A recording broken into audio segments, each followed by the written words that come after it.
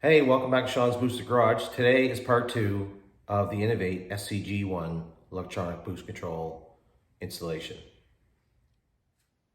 Okay, so here's the car that I'm installing this boost controller in.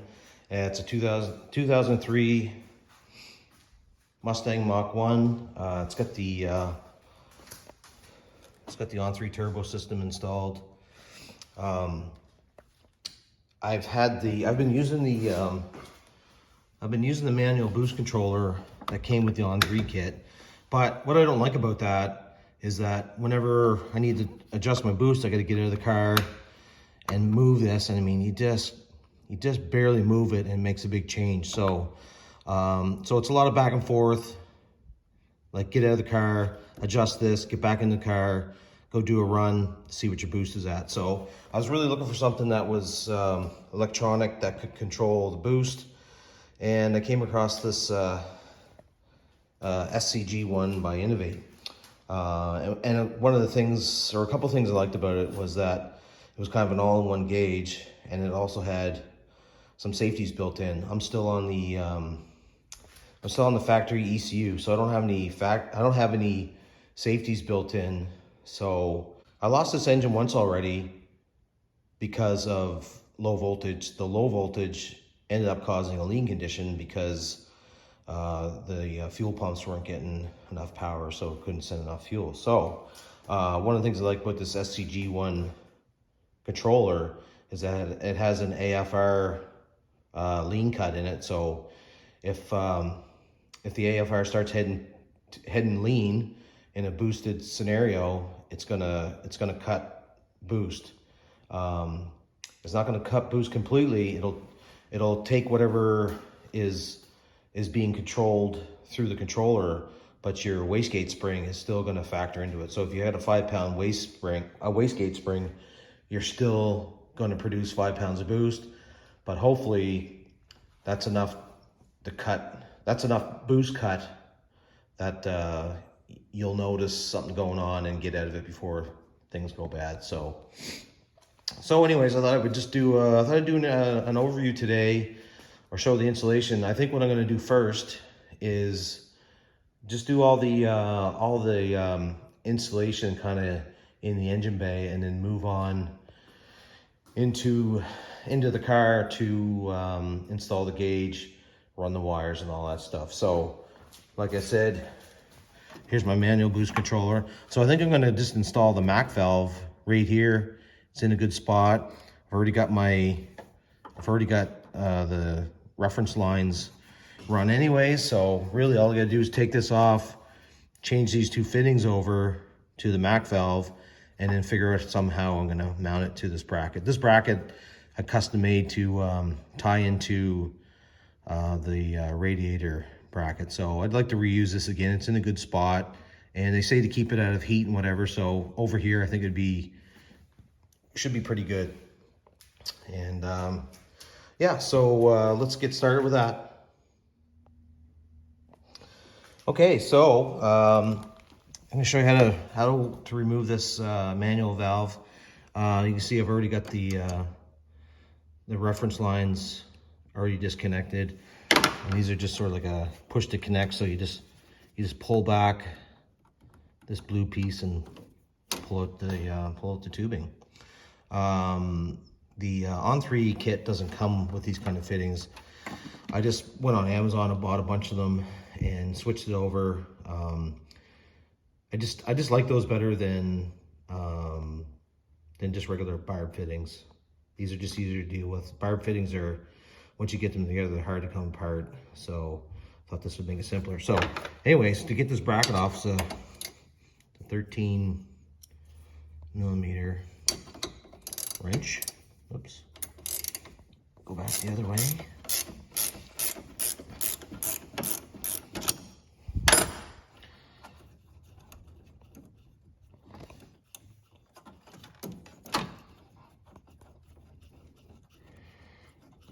One of the hard things about holding a camera is trying to do everything one-handed. So hopefully this will just, yep, and drop it. That's great.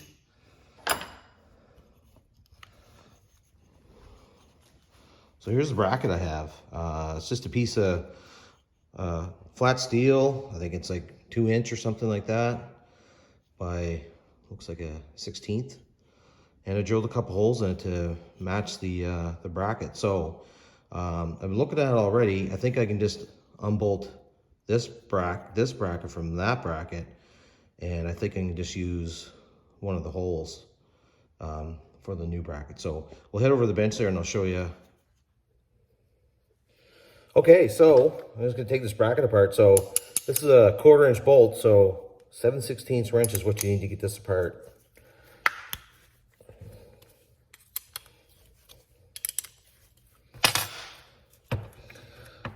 I'm kind of hoping that one of these bolts is just gonna thread into this bracket. This is the bracket for the MAC valve, and it comes with a rubber isolator. So I'd like to continue using that, but it could very likely be that this is a metric size too. So anyways, we'll see once we get it apart. Like I said, I'm gonna keep the isolator just to keep the vibration down. They put it in there for a reason, so why not use it?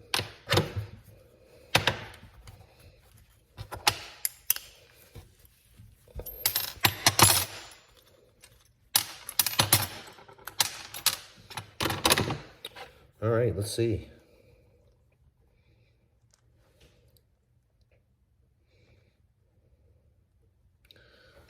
I'm gonna say that is metric, probably 8mm or something like that. So, but anyways, we can continue on. So here's the MAC valve, here's the bracket, just kind of goes together like this. Comes with these long screws that go through the body into the bracket. But before you do that, I gotta remove the fittings. I gotta remove the fittings from this.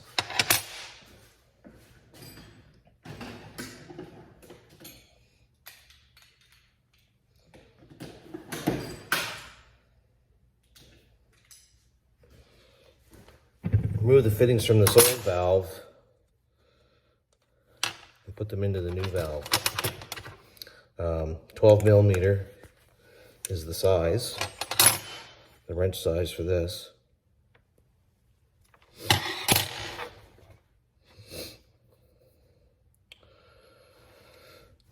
Okay, now I'm assuming that this is probably going to be plugged or something, so anyway, I'm just going to read the instructions here. I'll be right back.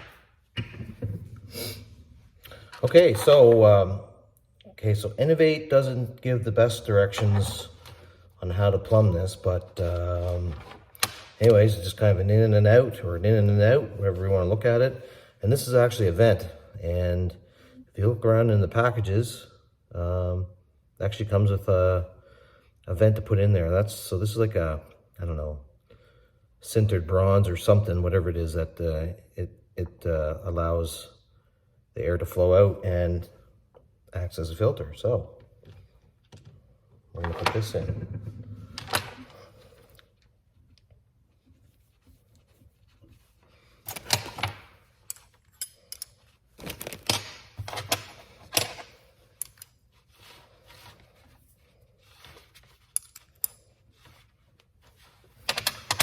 There. That's all installed. Now we'll put these little screws on. I think I'm going to use a little blue Loctite too, just so they don't come out. Okay, you need a 3/32 Allen wrench for this. Tighten up these Allen bolts.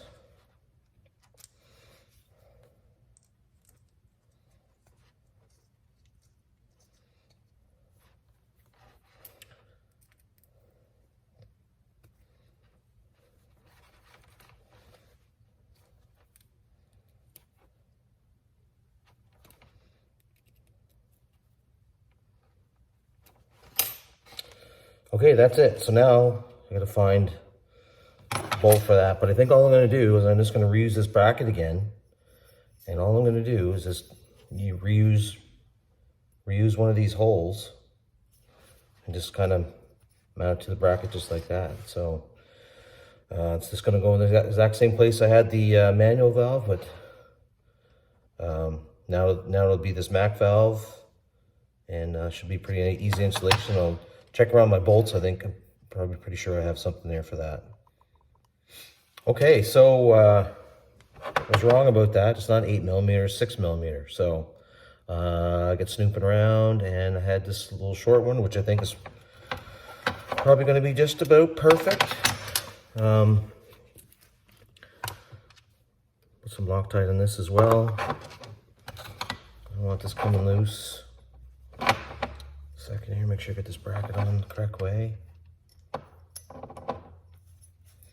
Okay, there you go, all mounted. Let's go put it back on the car and see how it looks.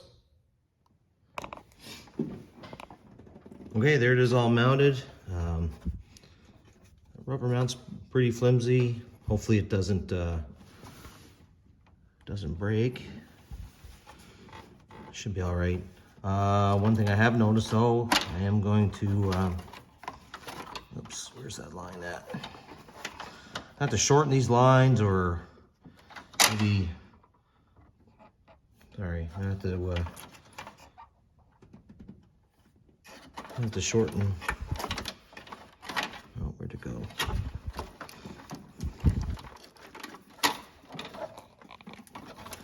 Here it is here. So I'm gonna shorten this line because I don't think they're not gonna fit right. They're gonna put a lot of strain on that rubber mount. So maybe I can buy one of these in a 90 or two of them in a 90 or something. Figure something out. But yeah, it's mounted. It's solid. This rubber mount's doing what it's supposed to be doing. And yeah, so before I mounted this Mac valve there, I just kind of tried to make sure that the wire was long enough. It's another thing you got to think about when you mount this stuff is the wiring. So this wire is basically gonna have to go across the engine bay to the back, and over there into the engine bay there somewhere. I've already got some other lines over there by the MSD two-step box. I've already got some wires ran through over there, so we shouldn't have any problem. Anyways, next thing, I guess we'll have to look at the wideband insulation. So, if you can see it. See, I've already got a wideband installed now. I have the AEM wideband, so I'm gonna get rid of that and put in the SCG one. So they recommend that you mount this 24 inches from the turbo. This one right now in my car is probably only about 12 inches, so I'm just contemplating, do I put it at 24 inches like they say, or to keep it at 12? I've never had any trouble with my wideband being at 12 inches, so I have to do a little research on that and see for sure. But anyways, that'll be the next thing to do. At the very least, I'm gonna bolt this degas bottle for my coolant system, just so I can have more room to get down in there, and then of course run the wiring and go from there. All right, got the old one out, and here's the new one going back in, and they look exactly the same. So this is the one I just took out. It's mounted really close to the turbo. It's undamaged. There's nothing wrong with it.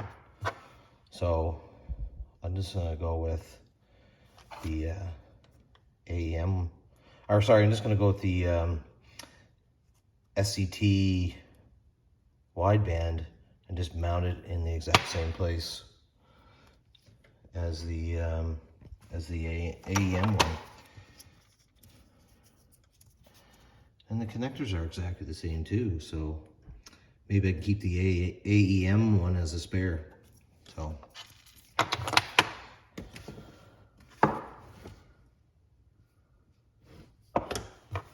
yeah, anyways, we'll go thread this in. It's a 22 millimeter wrench. You can get O2 sensor removal wrenches, but I mean, this wasn't tighted. This wasn't seasoned there at all. It comes with never sees on it. If it doesn't, put some on yourself and just tighten it up. You don't gotta Hercules it tight, but just make it pretty snug so it's not gonna come off. And you can see that's a gasket there too, so you're gonna feel that crush a little bit too. So yeah, anyways, here we go. Okay, here it is all installed. I didn't show you doing that. It's pretty straightforward. Like it already had the, like I said, where I already had the AEM wideband installed. All it was really just a matter of threading that one out and threading the one from Innovate, which actually looks to be the exact same as the AEM one. So I probably could just left the AEM one in, but I'm gonna just put everything brand new. So yeah, that's it for that. It's pretty straightforward. And you know, here's the extra wire. That's gonna get run up that way somewheres. Actually, I'm probably just gonna follow the exact same path as the AEM one. So yeah, so it's going pretty good so far. I'm gonna bolt this tank back in. If anybody has one of these New Edge Mustangs, I'm sure maybe you ran into the same problem I did, where these hold down, the original hold down bolts, they just rot out after a while. Like these cars this is an 03, so this car is almost 20 years old. So so all I took was some 1/4 inch, so 1/4 20 bolts, probably like 1 inch, and put it up, put the bolt up through the bottom, locked it in place with a nut, and then surprise, surprise, that fits. That fits right over the nut. And washer and another nut. There. And there. Anyways, it's just a solution for, because you can't buy those fittings anymore. 7/16 inch wrench, and tighten it down.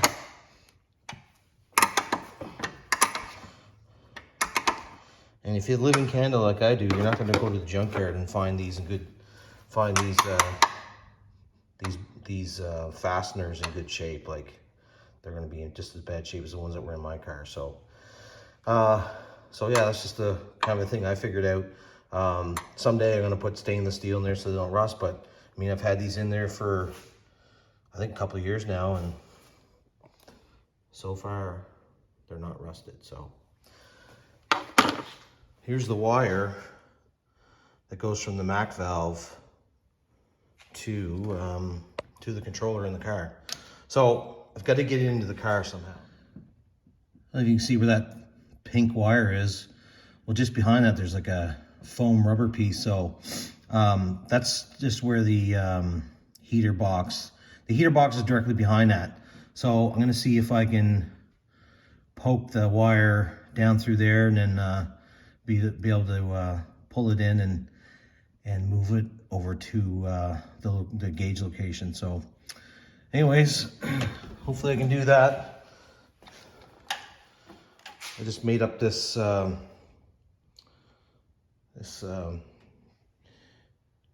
piece of fish wire. If you look up my my garage quick tip playlist, this is going to be on there and how to make it. It's really simple. You can do it with a drill in just a minute or two, and it's just a lot quicker than trying to do it by hand. So anyways, we'll be right back. Hopefully I can get this in. I don't really want to drill any holes in my firewall if I don't have to. Okay, well, change of plans. That wouldn't work over on the other side. So, I've already got this spot here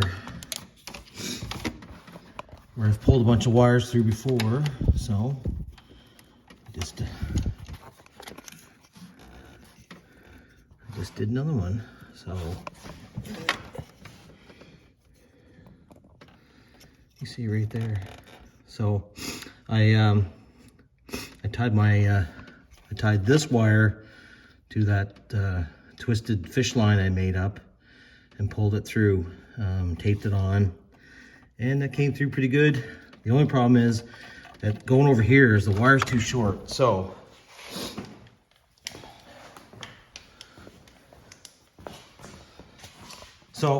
now I'm gonna have to rethink my my MAC valve mount. So I think even if I move it over to here somewheres, I would just have to redo some of this tubing, but it's no big deal. You can just, like I said, you can buy this stuff by the foot, and it's easily disconnected. So I think that's what I'm gonna have to do. So hopefully I got something I can mount to. Maybe I can put it in behind this bolt right here. I don't know. We'll see.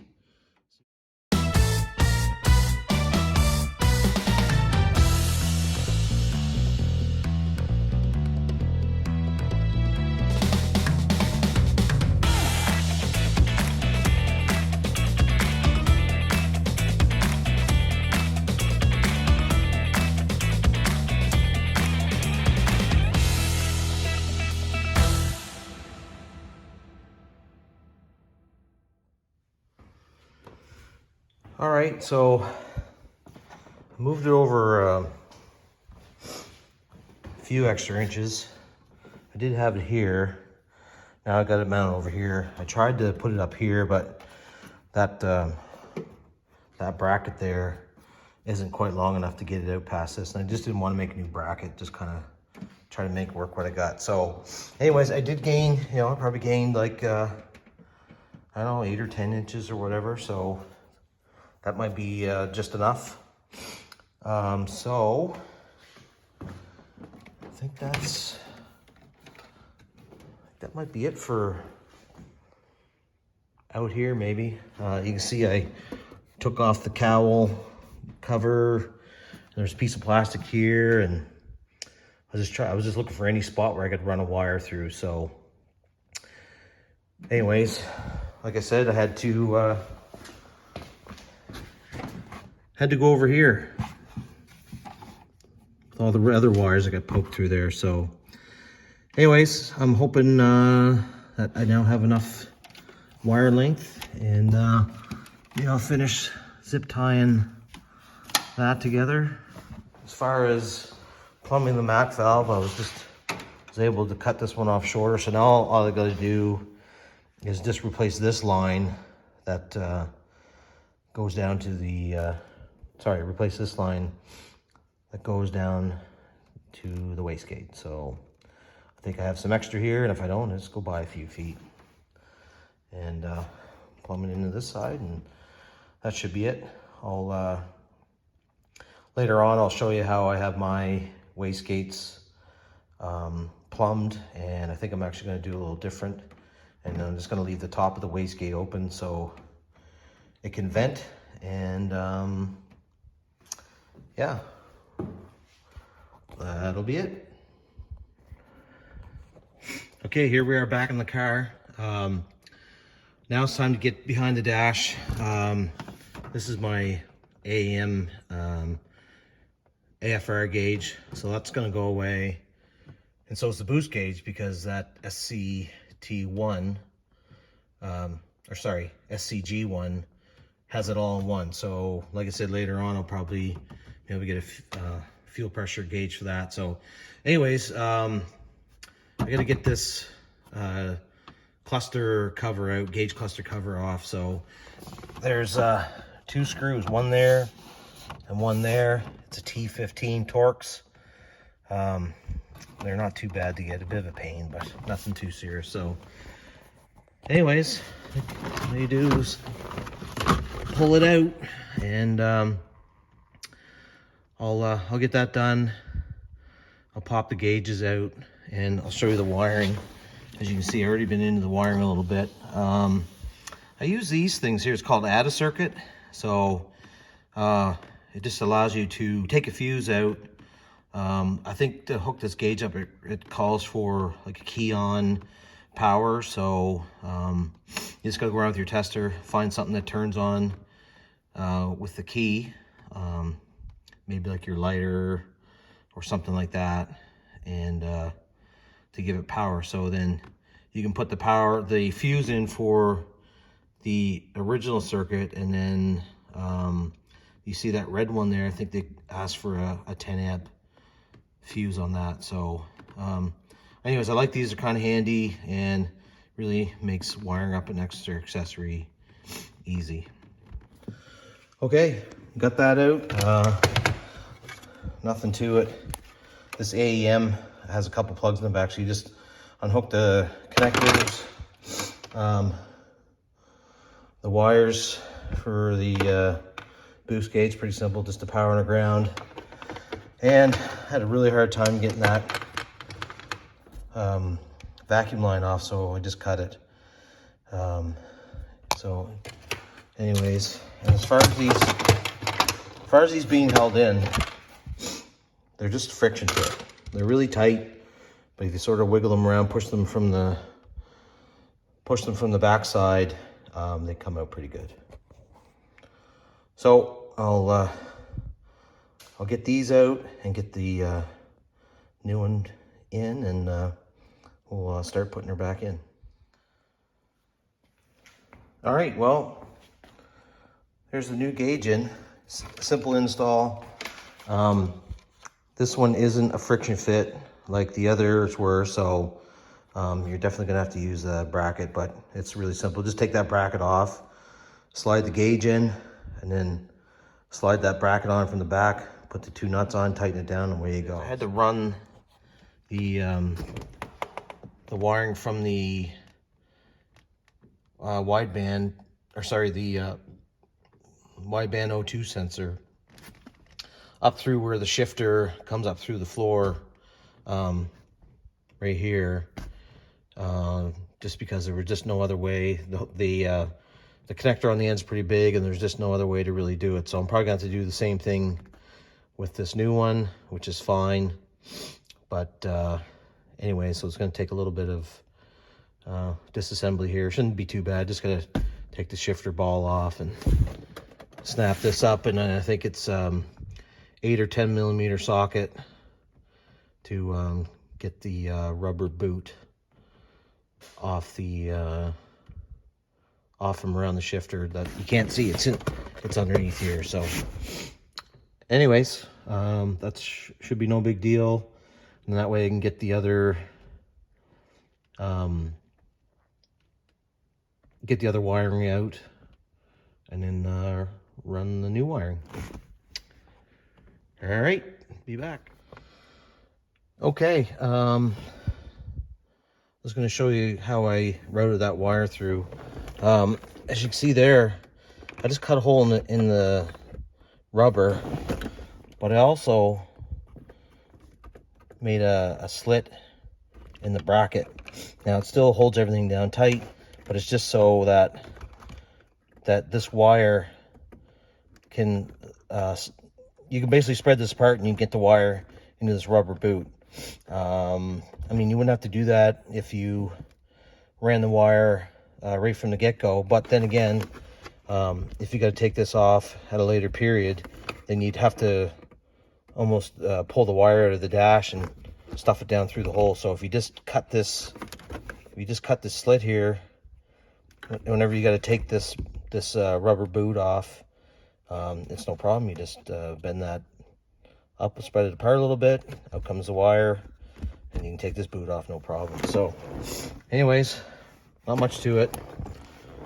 Just spin the shift knob off, this comes right off. Like, just grab it by here, give it a good tug, because it's just a couple clips that hold it in, and then you're gonna have one wire on the back. That's for the cigarette lighter. So anyways, that's that. Okay, and again, just to show you, here's the sensor cable. And just finding the spot that it'll go here down along transmission and valve housing. There, just like that.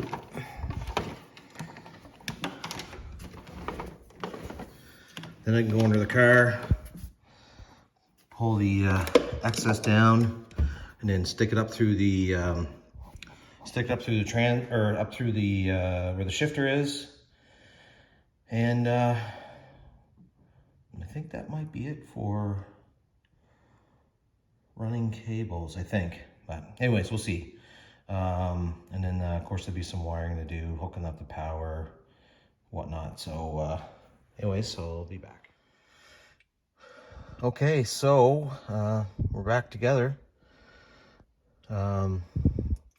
Just ran that wire, that wideband wire, back up through the same hole where I had it. It pokes out behind here and then comes up through here. So here's the wire right here. So you notice I got the gauge cluster. It's just easier to do that. And then also I did this last time, but you can see that notch there. I had to clearance this gauge cluster just to be able to sneak some wires up through there. So hopefully that's still big enough to do the trick, because I'm kind of putting more stuff through there now, but we'll see. And if not, we'll figure out some other way. Maybe we can go over top, but it just all depends on how much room I got around there. So yeah, so anyways, it's coming along. I say I got all the hard work done. Now I just got to run the power wires, hook those up. I'm going to use that add circuit, and that should be it. So okay, thanks for watching, and we're going to be back here. We're not done yet. All right, I got thinking a little bit.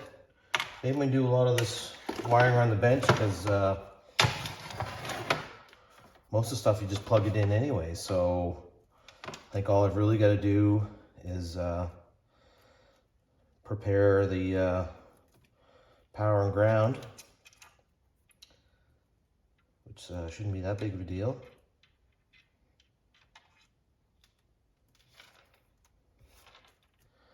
And I could do a little reading too, because this has got an analog signal out of it, so you can actually well,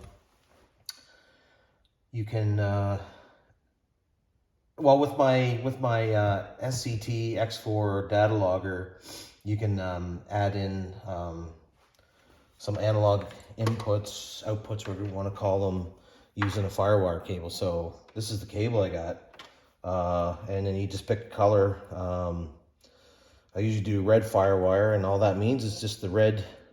It's just the red cable of the firewire. So, or the red wire of the firewire cable. So I strip this back some more. Use the red. I got to figure out which one of these is the wire that I got to connect to, and if I can do two of them, and then you just pick another wire.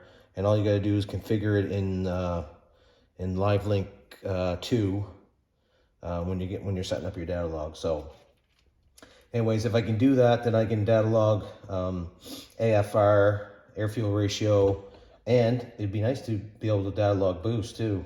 That'd be great if I could do that. I'd love to see that. Okay, so I got that add circuit soldered into the red wire, and I put a eyelet on the ground. So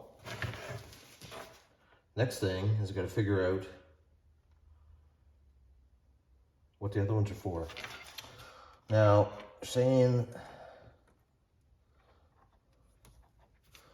this white wire is going to go to a headlight power wire. So what that white wire does is when it gets when you turn your headlights on, it'll dim the display, but it's saying in the directions, do not connect this wire to the dimmer or the gauge won't work properly. So it must be programmed in the gauge that when it sees the headlight power come into it, that it automatically dims the gauge.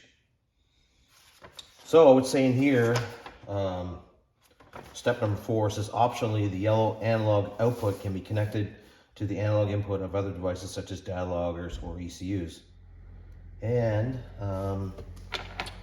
that purple wire can be connected to a tach signal to log engine RPM and to use the shift light function. A tach signal can be acquired from the negative lead of a coil, ECU, negative lead of an injector, or directly from the ignition box if running a multi-spark. It says, note, a tach signal cannot be acquired from the negative lead of the coil on vehicles running CDI ignitions. For these applications, use the negative lead of an injector or tach adapter. I think my car needs a tach adapter, so I won't be able to hook that up right now. But anyways, I'll hook up this yellow wire to my firewire cable.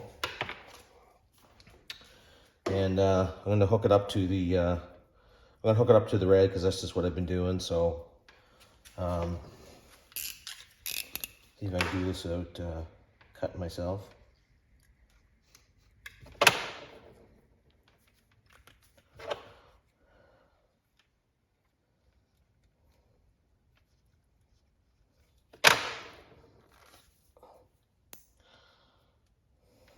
There. Cut these other ones back.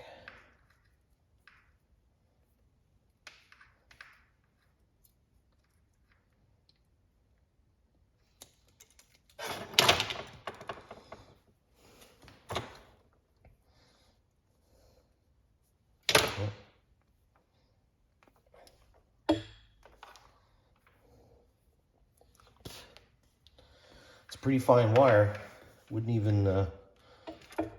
Couldn't even get the strippers to strip it, to grab it. I'll put some shrink tube on it.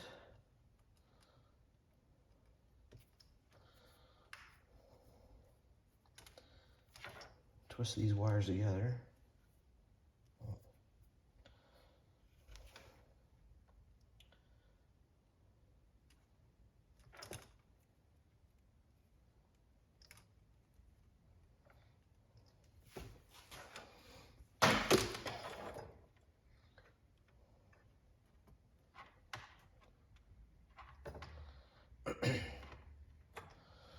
And we'll see if we can get it soldered.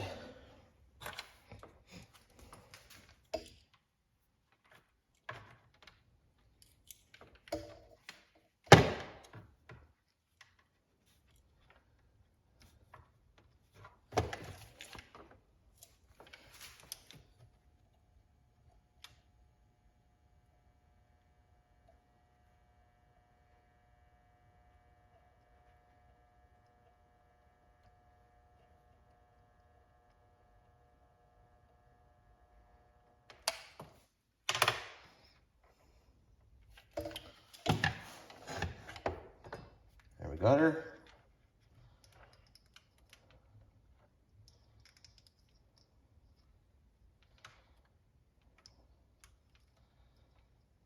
I'll slide the shrink wrap over it. All right, so that's that. So now I should be able to feed these wires in through the dash.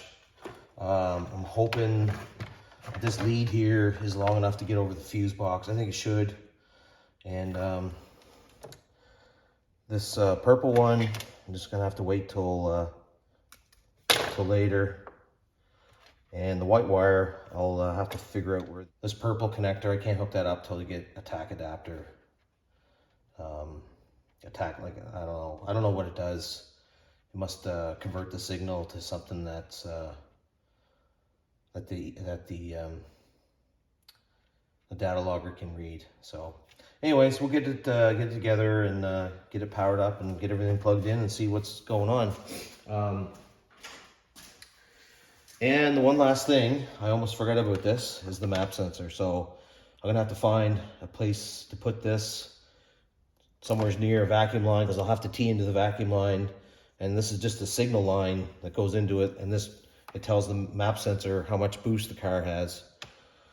So yeah, I'll have to do that. But right now I'm gonna no, wait, I'll have to do this first because I got to get the wire. I have to get the wire run for this. So yeah, anyway, stand by. I'll get this run. Hopefully got enough room in that same hole that I've been running all the other wires through. Hopefully I can fit one more through there, and if not, then I'll have to find somewhere else.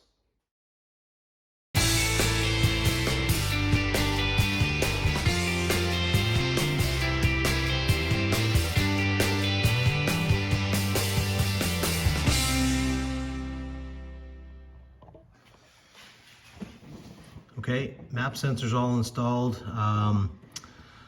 Tried two-sided tape, but it just didn't work well. So you can't really see, but I screwed it to the back of this. There's clearance in behind, so there's no problem getting screws through it. And then I just tied my vacuum line into here, and then plugged it in here. And then I just zip tied all the wires back over to where the wire passes through the firewall into the cabin. So now I really think that's it now for running wires and whatnot. So I guess we'll move inside the car and see if we can get the gauge bezel put back in place, and hook everything up and power it up and see how it all works. Okay, well, I don't know if you caught in time lapse what happened there, but I burned myself pretty good. What happened was I was using that wire to fish the wire through, and it touched off on the positive side of the terminal and then ground out on the strut tower, and that like got instantly hot, and just out of reaction I grabbed it. I don't know if you can tell, but you can tell where the electricity was flowing through, because that's where it got really hot. It turned dark. So just be careful. Like, unhooking the battery wouldn't have avoided this either, because it just grounded from the positive side to the strut tower. So it just made a connection there and heat up the wire, and just out of reaction I grabbed it, and it happened just like in a split second. I burned myself. So anyways, be really careful. I would say in a situation like this, you could probably just throw something over to protect the terminals, like a rag or something like that. Okay, just a warning. Okay, so I got the cluster back in. I got the gauge bezel just sitting up here in the dash. I got the wires connected that it could get connected. I think one of them I'm gonna have to kind of do underneath the dash, just because I just need the extra length of wire. Like once it gets set into place properly, then the wires are further into the dash, and that'll give me some more length. So I don't know if you can notice there, I pointed out earlier how I had to clearance the gauge cluster when I had my original boost gauge in. So looks like it's still going to work with what I got here, so that's good. And I just got the gauge cluster sitting in here for now. I just wanted to test fit it. Looks like it's going to work out okay. Yeah, so yeah, there's what the gauge is going to look like. And I still got wiring to do yet. I still got to get Still got to figure out where to hook up that white wire for the so that the gauge will dim at night when you turn on the headlights. So got to figure that out, and yeah, that's about it really. I'll try to figure that out, and I'll get back to you. Okay, back at it again here today. I've been fooling around with this a little bit here off camera. These wires here, once you put the gauge cluster in, these get really tight. So anyways, what I did was I grabbed my die grinder with a disc on it, and I just cut this section out. It looked like that. This is on the other side of the steering wheel, the steering column. Now I cut it open to that. So I'm just trying to get some room. And also, I think I showed you this earlier too, but I'd previously made some room around that cluster right there. Maybe I can get in there and do some more, but it's looking like it's starting to kind of get into the inner part of it. So anyways, I got to do something, just try to get a little more room. And of course, I don't want to cut off that ear. I need that screw to hold it in place, or at least I'd like to keep it in place. So anyway, I'll see if I can make some more room there too. Okay, made some more room. Just had to grind some more. Took a little more off there, a little more off there. It's getting close to the hole. I don't really want to go any further if I don't have to. And this is what I used. I just sort of went like this, cut into here, you know, whatever you got to do. And that's the same tool I used to make some clearance in the dash too. So anyways, I'm gonna go stick this in place, see what happens. Hopefully this will give me the room I'm looking for, because those wires that I'm trying to pass through are pretty pinched. Like, in fact, I couldn't even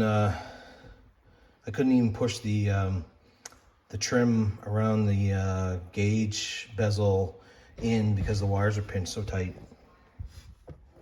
Okay, that seemed to work. I wanted to gain some room here so this would slide in and out. This wouldn't slide in and out before with the with this gauge tightened down, so that definitely gave me enough room. I should be able to work with that. And I got Liam out here helping me today. Say hi, Liam. Say hi. Don't be shy. Don't be shy. It's just friends of Daddy's. Okay. Anyways, he's a little shy, but we'll get him over that. So, anyways, I should be able to move forward now and just put this this trim piece back in place.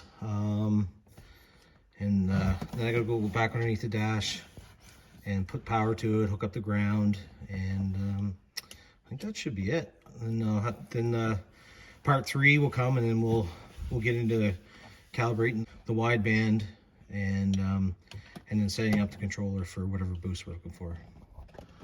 All right, we're all back together. I got an empty hole here. I think I'm gonna get an Innovate fuel pressure gauge. I'll do that some other time. I haven't even got it bought yet, or haven't purchased yet. So, and Liam, you helped me, didn't you, this time? Yeah. Yeah. He held in the trim while I put the screws in, because believe it or not, it's kind of awkward because they're straight up in there and you can't see the hole. So it was good to have someone to hold it. Yeah. Yeah, that's right. Okay, so next I'll get under the dash and try to clean up this mess. And I had already previously went under the dash, and a bunch of the wires, I tried to keep them away from the steering column, and tied some things out of place. So I highly recommend doing that. From earlier in the video, I was showing you my my boost gauge. Well, the light had stopped working in it, and so what happened is the wiring for the for the backlight of the boost gauge actually got caught up in the steering column underneath the dash and got all wound up in there, and then it ripped the wires apart. So that's why it wasn't working. So that's why I took the time this time to go underneath the dash and run the wires out of the way of the steering column and zip tie them up into place. So yeah, that'll be next, get that done. So I think once I get it all powered up, I think that's it for the installation really. And then and as I said, we'll move on to part 3, and that's the setup of the boost gauge itself. Okay, there's the wiring all buttoned up. The 2 wires you see sticking out here now, this one's my fire wire. So that plugs into my SCT X4 handheld programmer, and I'll be able to data log. This is how I get my wideband signal. This one is the cable to hook up to your computer, because you can program this gauge either by computer or just by the 2 interface buttons on the gauge. So I'm curious to see how both work, so maybe I'll go through both of them in part 3. I also suggest you take the seat out, because it's really tight. If not, I had to do a lot of zip tying up underneath the dash to get things out of the way, and just to make sure that that nothing is in the way of anything moving. It's not going to get cut by the brake pedal or the clutch pedal or get caught up in the steering shaft. So it takes a little time, but I just zip tied it to other parts of the wiring harness that were already under there. So I think everything is kind of secured and up out of the way. And these 2 wires that are left over here, I'm actually hoping I can find a spot, and I'd like to route them in behind the back of the console and over to the passenger side, so that it doesn't interfere with my feet at all. So I think that's the end of the install video. It's a bit involved, not too bad. The biggest thing is just trying to find places to run wire through. So I found just this spot to be the best. There's may not be easiest to see, but there's a big rubber grommet there with a harness that runs through there, and you can kind of cut a slit in it. Make sure you don't cut the harness, of course, but you can cut a slit in it and run your cables. And I mounted the MAC valve right there, this sensor right here, and I tied it in right there. So I think that's it. That should be it. Okay, well, that's the end of the part 2 video. Hopefully you found it informative enough and maybe a little entertaining, I don't know. Anyways, keep your eyes out for part 3. In that video, I'm going to go through how to do all the programming, and also how to calibrate the wideband sensor. Anyways, thanks for liking, sharing, subscribing, and please comment, and we will talk to you next time.